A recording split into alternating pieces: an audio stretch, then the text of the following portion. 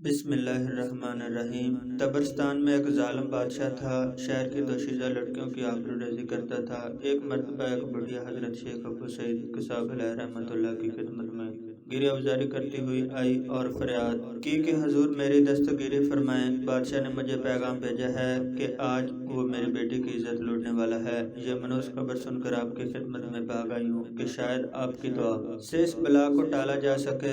شیخ ابو سعید کساب رحمۃ اللہ علیہ نے ضعیفہ کی بات سن کر کچھ دیر کے لیے سر جھکائے رکھا۔ اس کے بعد سر اٹھا کر فرمایا، بوڑھی ماں، زندوں کے تو ایسے کوئی مستباج وعد نہیں رہا۔ تو فلاں قبرستان جہاں ہوا تجھے ایسا شخص ملے گا، وہ تیری حاجت پوری کرے گا۔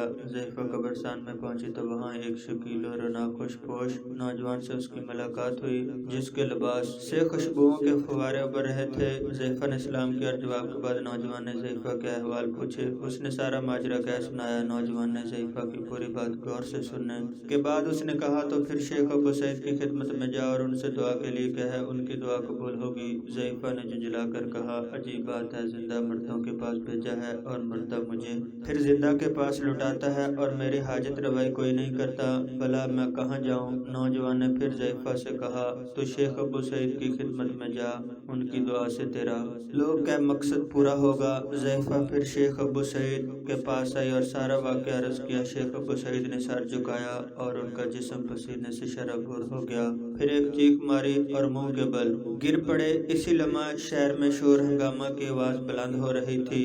بادشاہ فلاں ضعیفہ کی بیٹی کی آبروریزی کی نیت سے جا رہا تھا، راستے میں اس کے گھوڑے نے ٹھوکر ماری اور وہ نیچے گرا تو اس کی گردن ٹوٹ گئی اور فوراً مر گیا۔ اس طرح شیخ کی دعا سے اہل شہر سے یہ بلا ٹل گئی۔ بعد میں لوگوں نے شیخ سے دریافت کیا کہ آپ نے ضعیفہ کو قبرستان کیوں بھیجا اور پہلے ہی آپ نے دعا کیوں نہ فرما دی؟ شیخ نے کہا، میں اس چیز کو ناپسند کرتا ہوں کہ میری دعا سے وہ ہلاک ہو، اس لیے میں نے بڑھیا کو خضر علیہ السلام کے پاس بھیجا۔ انہوں نے اسے پھر میرے پاس بھیجا کہ ایسے پلید انسان کے لیے بد دعا کرنا جائز ہے۔ خدا حافظ۔